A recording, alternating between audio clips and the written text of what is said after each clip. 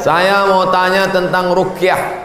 Saya sudah ngikuti ruqyah 4 kali, tapi sampai sekarang belum bisa keluar juga jinnya.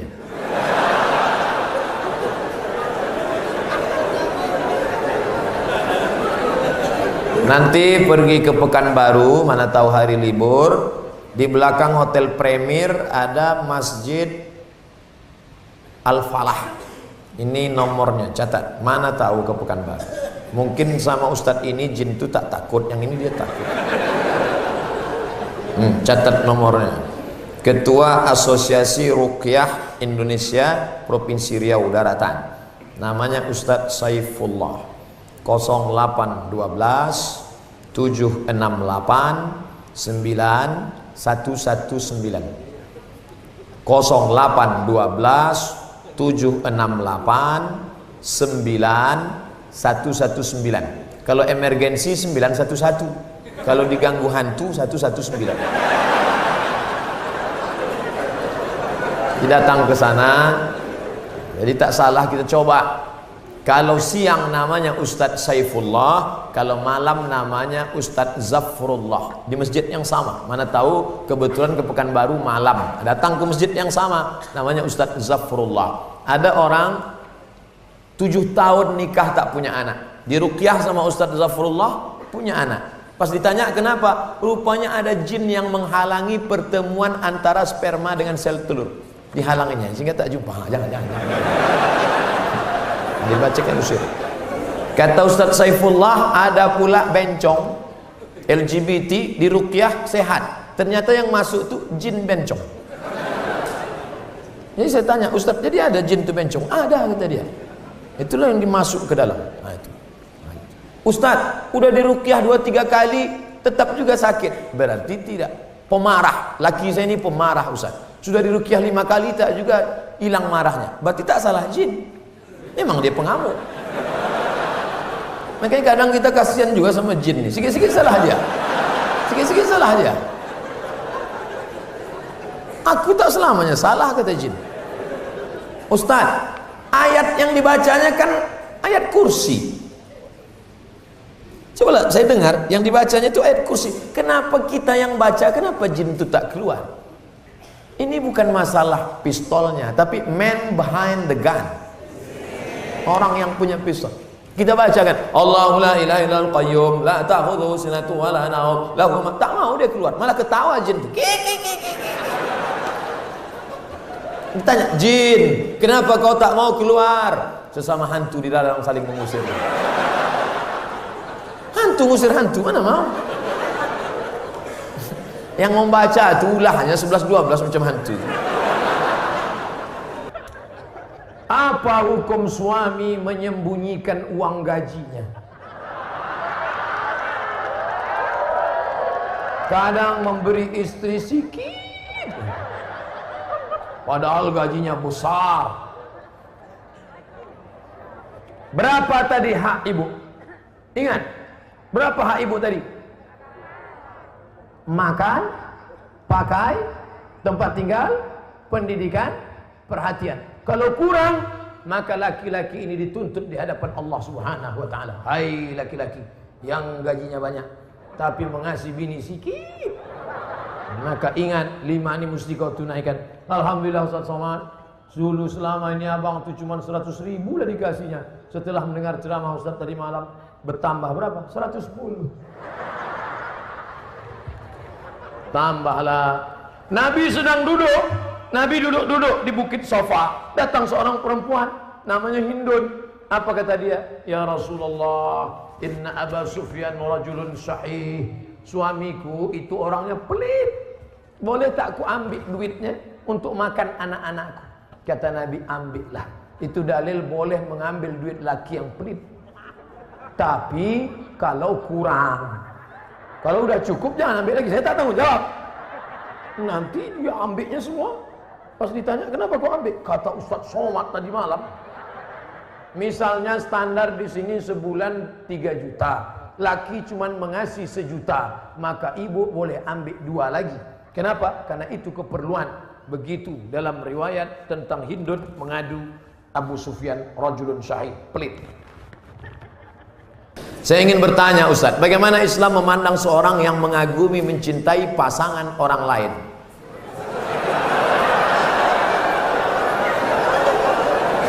Bagaimana pula jika orang itu memiliki perasaan yang sama dengan kita?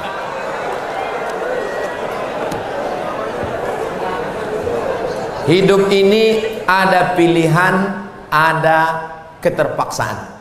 Hidup ini ada pilihan, ada keterpaksaan. Saya mau ceramah antara duduk dan berdiri. Pilihan atau keterpaksaan? Pilihan. Ustadz mau duduk atau berdiri? Saya pilih berdiri. Kenapa Ustadz pilih berdiri? Menunjukkan bahwa saya masih muda, masih sehat. Antara minum atau tidak minum, pilihan atau keterpaksaan? Pilihan. Minum atau tidak, terserah saya. Mau saya minum, mau tidak, itu pilihan saya. Nah, masalah cinta. Cinta itu pilihan atau keterpaksaan? Cinta tidak pilihan. Cinta adalah keterpaksaan. Oleh sebab itu maka kadang kita tengok orang ganteng bininya buruk. Kenapa? Terpaksa. Cinta tak bisa memilih. Ketika dia rasional, dia tidak cinta. Maka ketika kita senang dengan orang, kadang kita pun tak tahu alasannya. Kenapa kita tiba-tiba senang dengan orang? Nah, cinta tidak bisa memilih. Ketika kita suka dengan orang, apakah kita berdosa? Tidak. Karena rasa itu ada tumbuh di dalam. Suka tidak berdosa. Ketika dia berubah menjadi action, baru berdosa. Suka kita dengan orang, tak dosa. Tapi ketika kita dekati, minta nomor HP-nya, baru dosa. Lalu cinta itu apa? Cinta kepada anak gadis orang belum menikah, kita bisa nikahi dia. Yang jadi masalah bagaimana kalau cinta sama bini orang? Oleh sebab itu maka rasa itu mesti dibuang, karena dia adalah bagian dari ujian. Ujian. Jangan dipeturutkan. Dipeturutkan, didekati, apalagi sekantor. Witing trisno jalaran suko kulino. Kita tumbuh hanya sering kena. Berawal dari 6. Pertama, nazratun, pandangan. Setelah lama memandang, fabtisamun, senyum. Setelah senyum, fasalamun, selamat pagi, good morning. Setelah salam, fakalamun, kerja di mana? Di BP, sekantor ya. Setelah fakalamun, famau'idun, janjian. Bisa ketemu kita nanti siang? Oke. Sukanya makan apa? Ayam panggang. Sana kalau gitu, iya. Faliqaun, pertemuan. Setelah pertemuan, bekerjalah setan, lalu kemudian makan bersama, makan siang. Apa kata orang Inggris? No free lunch. Tak ada makan siang yang gratis. Akhirnya terjadilah apa yang terjadi. Maka kalau ada bibit-bibit itu terasa di dalam, tekanlah dia, jangan lagi pandang, jangan diperturutkan. Itulah nilai jihad. Bukan jihad berdarah-darah melawan Belanda, tapi jihad hawa nafsu yang justru jauh lebih besar. Melawan meriam Belanda banyak orang tahan, meriam Belina payah. Bagaimana hukum kita sholat berjamaah di suatu lapangan, terus sopnya putus-putus? Mohon penjelasannya Pak Ustaz. Sawus sufuf, luruskan sop. Fa inna taswiyatas sufu min tamamis sholah. Lurusnya sop bagian dari kesempurnaan. Sholatnya sah, tapi kurang sempurna. Sholat tadi berjamaah di sini sah, tapi kalau putus-putus kurang sempurna. Imam, luruskan dulu, tengok. Saya sholat di Masjid Istiqomah di Bengkalis. Apa kata imam? Luruskan shaf, matikan HP.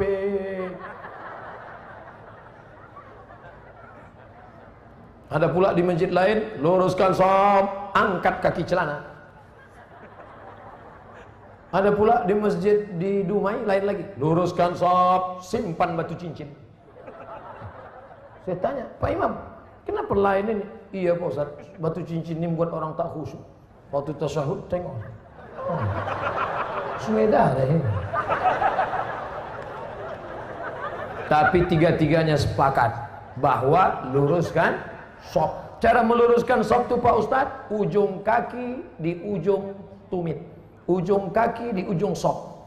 Kiblatnya ke sana. Ini ujung sajadah, tumit. Nah, tumitnya yang rata. Takut pula terlentang. Tumit. Jadi yang rata itu tumitnya. Adapun ujung kakinya ya tergantung kaki masing-masing. Kan? Kalau kakinya panjang, panjang. Kalau pendek, pendek. Mangkibun bimangkibin. Bahu rapat dengan bahu. Bahu bersentuh dengan bahu. Bersentuh dengan bahu. Saya kalau bahu saya disentuh orang, saya tak. Cuman kalau kaki kadang disentuh, geli kita. Nah, jadi kalau ada kawan, kita senggol kakinya sekali, dia geser, jangan disenggol lagi. Nanti asik ngurus kaki. Saya khawatirnya dia preman baru tobat. Begitu kita dipijakkannya, gitu. Bertinju kita di masjid. Kalau sampai kita bertinju di masjid, nanti yang ketawa yang tak ke masjid. Kenapa orang itu bertinju di masjid? Gara-gara kaki. Untung kita tak ke masjid. Allah pak balak 6. Nah, jadi bahu rapat dengan bahu, kaki rapat-rapat sedikit lah. Kalau dia risau atau setempel. Setelah itu barulah imam angkat takbiratul ihram. Allahu Akbar. Bagaimana hukum suntik rubella yang belum sertifikasi halal MUI? Sampai sekarang Majelis Ulama Indonesia tidak mengeluarkan sertifikat halal sampai hari ini. Itu yang disampaikan oleh Sekjen MUI, Wakasekjen MUI, Kiai Haji Dr. Kiai Tengku Zulkarnain. Oleh sebab itu kalau ada yang memakai itu alasannya karena darurat. Karena kata dia kalau tidak disuntikkan ini anaknya sakit, cacat, mati. Kita kalau dipilih antara dua, mati atau makan babi, pilih mana? Makan babi. Tak boleh pilih mati. Masuk ke dalam hutan, pilihan cuma dua, mati sama makan babi. Kau pilih mati atau makan babi? Aku mati aja lah, tak boleh. Mesti makan babi. Ambil kecap, colek-colek babi itu.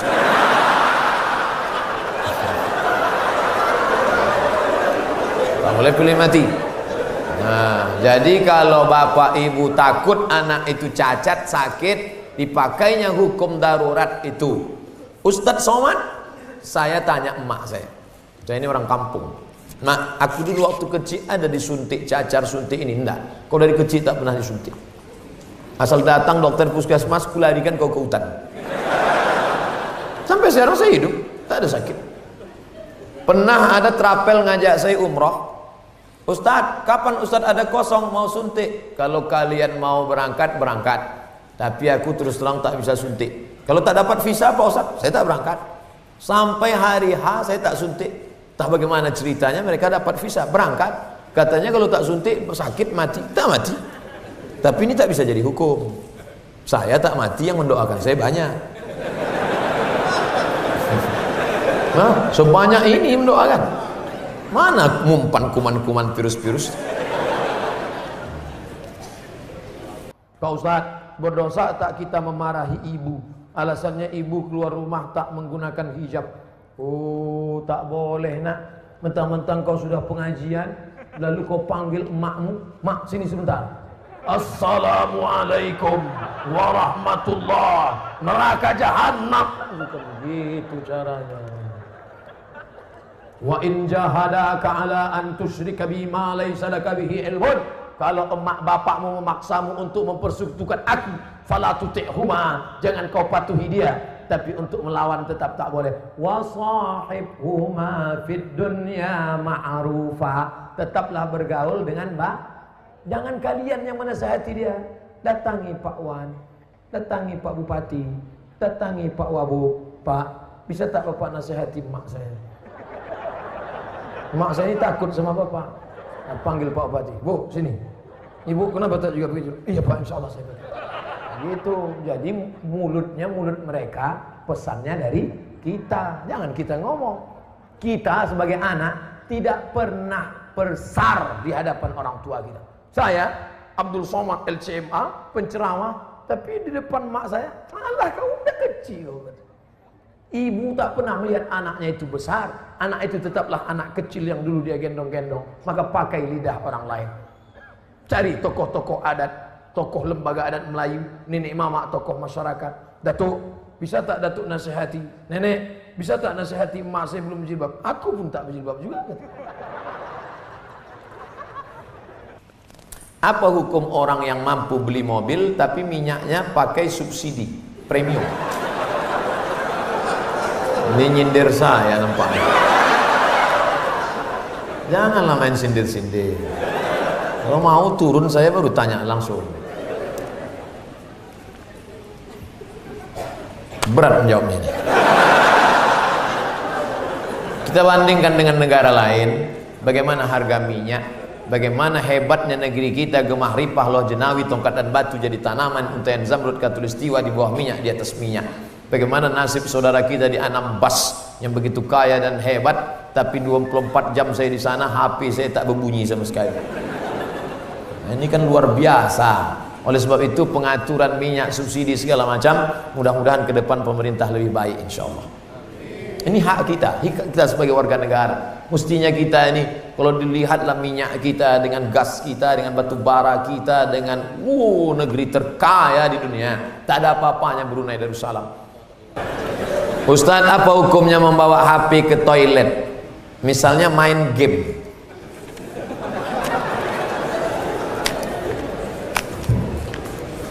Ada orang buang air besar sambil main game. La ilaha illallah Muhammadur Rasulullah. Fokus sajalah di satu pekerjaan. Tak usah lain-lain. Pak Ustadz, saya mau nanya, apakah orang yang bertato itu tidak diterima sholatnya? Ada orang pakai tato. Apa tulisan tatonya? Orang yang bertato tidak diterima sholatnya.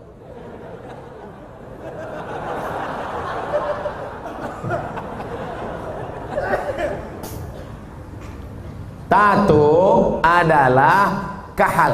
Kahal adalah celah yang dimasukkan ke dalam kulit dengan cara dilobangi, dimasukkan kahal. Itu tato zaman jadul.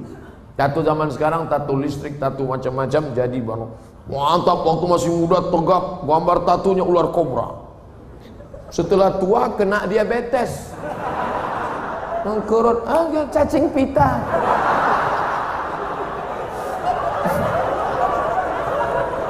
Sebelah kanan gambar burung gagak yang sedang ingin terbang menangkap serigala.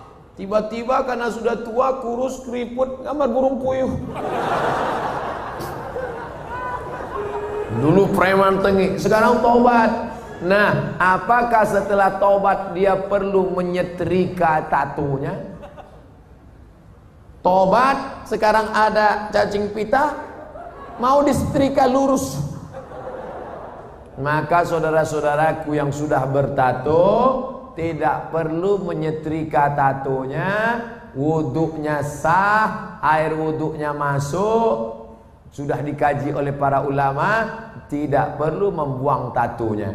Hanya saja kalian yang dulu mantan-mantan petato perlu membuat komunitas tato tobat, KTT.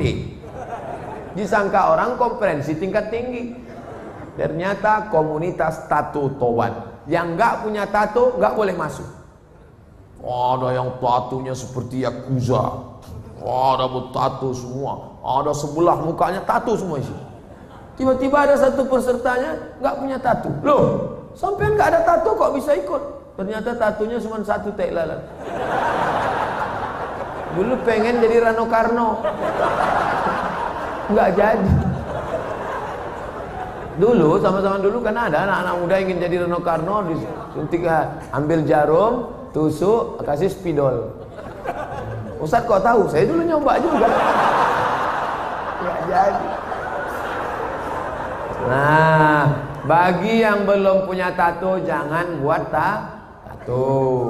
5. La'anallahul wasimat, Allah melaknat yang tukang buat tato. Wal mutasimat, minta buatkan tato. Wal mutanammisat, yang mencabut. Ini alis atau bulu mata?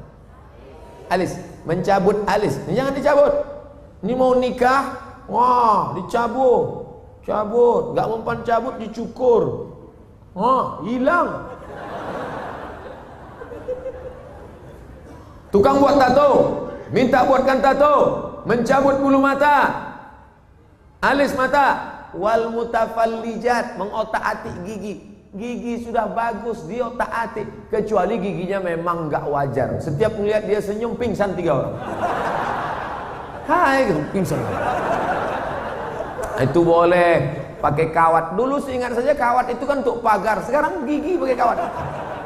Hari Senin ungu, hari Selasa merah, Hari Rabu pink, setiap ketemu.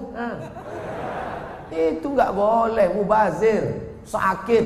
Pokoknya merubah yang nggak wajar jadi wajar, boleh. Merubah yang nggak normal jadi normal, boleh. Tapi yang sudah normal jadi abnormal, nggak boleh. Nah, oleh sebab itu yang bertato, kalau ada imam kita bertato, nggak usah dipermasalahkan. Nanti selesai sholat, ini sholat kita sah nggak ya? Nampaknya nggak. Pokoknya baik-baik semua.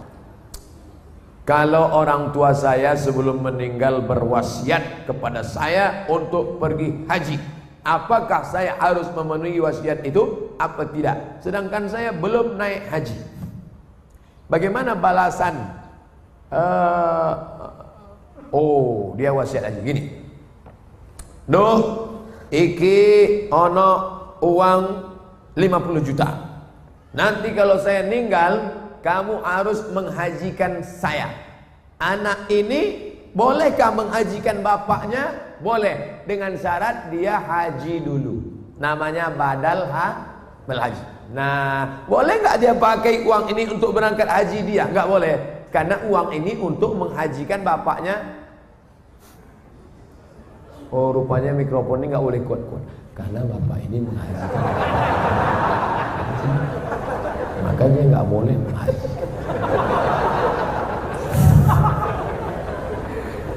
Jadi dia harus haji dulu, baru dia bisa menghajikan bapaknya. Dalilnya mana? Labbaik Allahumma subruma, labbaik Allahumma subruma. Aku menghajikan subruma, aku menghajikan subruma. Sampean kenes dulu. Come here for a moment. Sini sebentar. Kamu tadi menghajikan siapa? Menghajikan Subruma. Subruma itu siapa? Sedulurku. Aku menghajikan Subruma. Sampean wis haji apa ora? Urung. Haji dulu dirimu, baru hajikan orang lain. Nah, kebetulan nanti anaknya dapat uang, dia berangkat haji, bawa uang almarhum yang 50 juta tadi. Kebetulan nanti di Makkah ketemu mahasiswa dari Semarang, anak KSW, kekeluargaan Wali Songo. Di Mesir, kalau anak Jawa Tengah itu nama persatuannya KSW, kekeluargaan mahasiswa Wali Songo. Kalau kami anak Riau namanya KSMR, kelompok studi mahasiswa Riau. Ustaz kok tahu? Kami dulu tetangga di Kairo. Kami di atas anak Riau, di bawah anak KSW, kawan akrab. Nah, tanya dia, sampean dari mana? Dari Kairo, sedang haji ya? Iya, rumahnya di mana? Di Semarang. Oh, ketepatan, saya mau membadalkan haji bapak saya. Lihat dulu mana KTP-nya, betulkah belajar dari Al-Azhar? Jangan sampai ngaku-ngaku bohong. Lalu kemudian serahkan, ini badal haji untuk bapak saya. Maka hajinya sah.